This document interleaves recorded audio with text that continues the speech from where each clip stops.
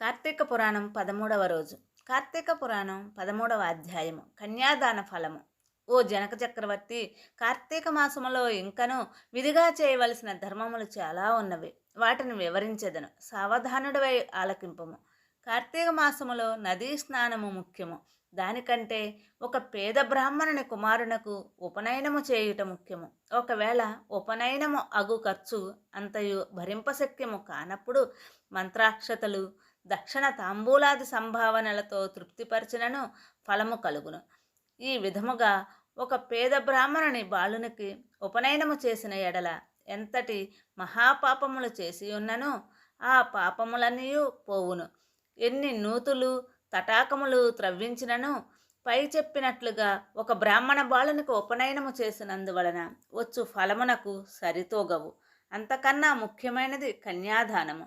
కార్తీక మాసమందు భక్తి శ్రద్ధలతో కన్యాదానము చేసిన ఎడల తాను తరించుటయే కాక తన పితృదేవతలను కూడా తరింపచేసిన వాడగును. ఇందులోకొక ఇతిహాసము కలదు, చెప్పెదను, శ్రద్ధగా ఆలకింపుము. సువీర చరిత్రము. ద్వాపర యుగములో వంగదేశములో గొప్ప పరాక్రమవంతుడు సూర్యుడు అయిన సువీరుడని ఒక రాజుండెను. అతనికి రూపవతి అను భార్య కలదు.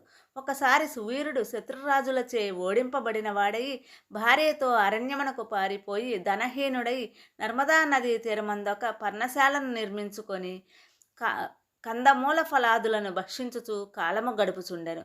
కొన్ని రోజులుగా అతని భార్య ఒక బాలికను కనెను. ఆ బిడ్డను అతి గారాభముతో పెంచుచుండిరి.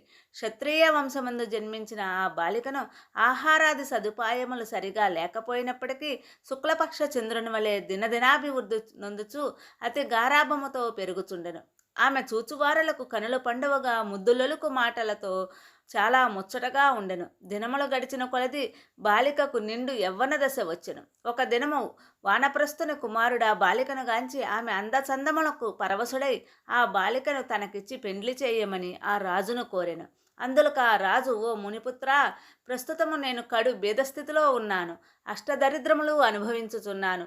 మా కష్టములు తొలగుటకు కాను నాకు కొంత ధనమిచ్చిన ఎడల నా కుమార్తెనిచ్చి పెండ్లు చేతునని చెప్పగా తన చేతిలో రాగి పైసా అయినను లేకపోవటచే బాలికపైనున్న మక్కువతో ఆ మునికుమారుడు నర్మదా తీరమున కుబేరుని గూర్చి ఘోర తపమాచరించి కుబేరుని మెప్పించి ధనపాత్ర సంపాదించిన.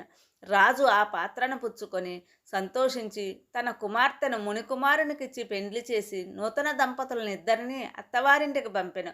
అటులా మునికుమారుడు భార్యను వెంటబెట్టుకొని వెళ్ళి తల్లిదండ్రులకు నమస్కరించి అంతవరకు జరిగిన వృత్తాంతమంతయు చెప్పి భార్యతో సుఖమనుభవించుచుండెను. సువీరుడు మునికుమారుడిచ్చిన ధనపాత్రను తీసుకొని స్వేచ్ఛగా ఖర్చు పెట్టుచు భార్యతో సుఖముగా ఉండెను. అటులా కొంతకాలము జరిగిన తరువాత ఆ రాజు భార్యామణి మరొక బాలికను కనెను. ఆ బిడ్డకు కూడా యుక్త వయసు రాగానే మరలా ఎవరికైనా ధనమునకు అమ్మవచ్చన్న ఆశతో ఎదురు చూచుచుండెను. ఒకానొక సాధు పుంగవుడు తపతీ నదీ తీరము నుండి నర్మదా నదీ తీరమునకు స్నానార్థమై వచ్చుచు దారిలో ఉన్న సువీరుని కలుసుకొని, ఓయి నీవెవడువు? నీ ముఖవర్చస్సు చూడ రాజవంశమునందు జన్మించిన వాని వలె ఉన్నావు. నీవి అరణ్యమందు భార్యాబిడ్డలతో వసించుటకు కారణమేమి అని ప్రశ్నించగా సువీరుడు, మహానుభావ, నేను వంగదేశమును ఏలుచుండేది సువీరుడను రాజును. నా రాజ్యమును శత్రువులు ఆక్రమించుటచే భార్యా సమేతముగా ఈ అడవిలో నివసించుచున్నాను. దరిద్రము కంటే కష్టమేదియూ లేదు. పుత్రశోకము అంటే గొప్ప దుఃఖము లేదు. అటులనే భార్యావియోగము కంటే గొప్ప సంతాపము మరొకటి లేదు. అందుచే రాజ్యభ్రష్టుడునైనందున ఈ కారడవిలోనే సకుటుంబంగా బ్రతుకుచున్నాను. నాకు 2 కుమార్తెలు. అందు మొదటి కుమార్తెను ఒక మునిపుత్రునికిచ్చి వాని వద్ద కొంత ధనము పుచ్చుకుంటుని. దానితోనే ఇంతవరకు కాలక్షేపం చేయుచున్నాను అని చెప్పగా, ఓ రాజా, నీవు ఎంతటి దరిద్రుడివైనను ధర్మసూక్ష్మములు ఆలోచించక కన్య నమ్ముకుంటివి. కన్యా విక్రయము మహాపాతకములలో ఒకటి. కన్యను విక్రయించిన వారు ఆశీపత్ర వనమను నరకం అనుభవింతురు. ఆ ద్రవ్యములతో దేవముని పితృదేవతా ప్రీత్యర్థము ఏ వ్రతము చేసినను వారు ఆదీనుగాక. కన్యా విక్రయము చేసిన వారికి పితృదేవతలు పుత్ర సంతతి కలగకుండా చే శపింతురు. అటులనే కన్యను ధనమిచ్చుకొని పెండ్లాడిన వారు చేయు గృహస్థ ధర్మములు వ్యర్థమొకటయే కాక అతడు మహానరకము అనుభవించును. కన్యా విక్రయము చేసిన వారికి ఎట్టి ప్రాయశ్చిత్తము లేదని పెద్దలు వక్కానించియే ఉన్నారు. కావున రాబోయే కార్తీక మాసమున నీ రెండవ కుమార్తెను నీ శక్తి కొలది బంగారు ఆభరణములతో అలంకరించి సదాచార సంపన్నునకు దర్భముద్ది గలవానికి కన్యాదానము చేయుము. అటుల చేసిన ఎడల గంగా స్నానమునర్చిన ఫలము అశ్వమేధ యాగము చేసిన ఫలమును పొందుటయే కాక మొదటి కన్యను అమ్మిన దాని పాపఫలము కూడా తొలగిపోవును అని రాజునకు హితోపదేశము చేయగా అందుక రాజు చిరునవ్వు నవ్వి, ఓ మునివర్య, దేహసుఖము కంటే దాన ధర్మములను వచ్చిన ఫలము ఎక్కువ. తాను బ్రతుకుండగా భార్యాబిడ్డలతోనూ సిరి సంపదలతోనూ సుఖముగా ఉండక చనిపోయిన తర్వాత వచ్చేది ఏదో మోక్షము కొరకు ప్రస్తుతమున్న అవకాశమును చేతులారా జారవిడుచుకోమంటారా? ధనము బంగారము కలవారే ప్రస్తుతము లోకములో రాణింపగలరు. కానీ ముక్కు మూసుకొని నోరు మూసుకొని బక్క చిక్కి శల్యమై ఉన్న వారిని లోకము గుర్తిస్తుందా, గౌరవిస్తుందా? ఐహిక సుఖములే గొప్ప సుఖములు. కావున నా రెండవ కుమార్తెను కూడా గౌరవిస్తుందా? నేను అడిగినంత ధనము ఎవరిత్తురో వారికే ఇచ్చి పెండ్లి చేయుదును, కానీ కన్యాదానం మాత్రము చేయను అని నిక్కచ్చిగా చెప్పాను. ఆ మాటలకు సన్యాసి ఆశ్చర్యపడి తన దారిన తాను వెడలిపోయాను. మరికొన్ని దినములకు సువీరుడు మరణించెను. వెంటనే యమభటులు వచ్చి వానిని తీసుకొని పోయి యమలోకములో ఆశీపత్ర వనమున నరక భాగమున పడవేసి అనేక విధములుగా బాధించిరి. సువీరుని పూర్వీకుడైన శృతకీర్తి అను రాజు ధర్మయుక్తంగా ప్రజలను పాలించి ధర్మాత్ముడై మృతి చెందిన పిమ్మట స్వర్గమందు సర్వసౌఖ్యములు అనుభవించుతూ ఉండెను. సువీరుడు చేసిన కన్యా విక్రయము వలన ఆ శృతకీర్తిని కూడా యమకింకరులు పాశములతో బంధించి స్వర్గము నుండి నరకమునకు తీసుకొని వచ్చిరి. అంతటా శృతకీర్తి, నేను ఎరుగున్నంత వరకును ఇతరులకు ఉపకారమును చేసి దాన ధర్మములు యజ్ఞయాగాదులు వనర్చి ఉన్నాను. నాకు ఈ దుర్గతి ఏల కలిగిన అని మనమును అందుకొని నిండు కొలువు తీరి ఉన్న యమధర్మరాజు కడకేగి నమస్కరించి, ప్రభు, నీవు సర్వజ్ఞుడువు, ధర్మమూర్తివి, బుద్ధిశాలివి, ప్రాణకోటినంతను సమంగా చూచుచుందన నేనెందున ఏ పాపమో చేసి ఉండలేదు.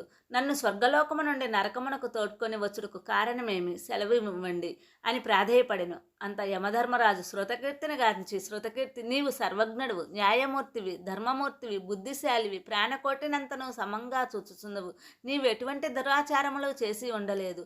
అయిననేమి నీ వంశీయుడగు సువీరుడు తన జ్యేష్ఠపుత్రకును ధనము కాసించి అమ్ముకొనెను. కన్యకు ఇటు 3 తరముల వారు అటు 3 తరముల వారున్న వారెంత పుణ్యపురుషులైనను నరకము అనుభవించటయే కాక నీచ జన్మలెత్తవలసి ఉంటుంది.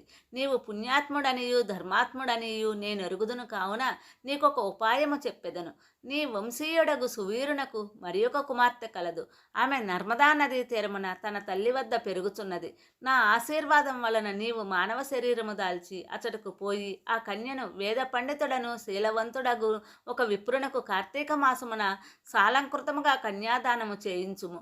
అటుల చేసిన ఎడల నీవు, నీ పూర్వీకులు, సువీరుడు, నీ పితృగణములు కూడా స్వర్గలోకమునకు ఎగుదురు.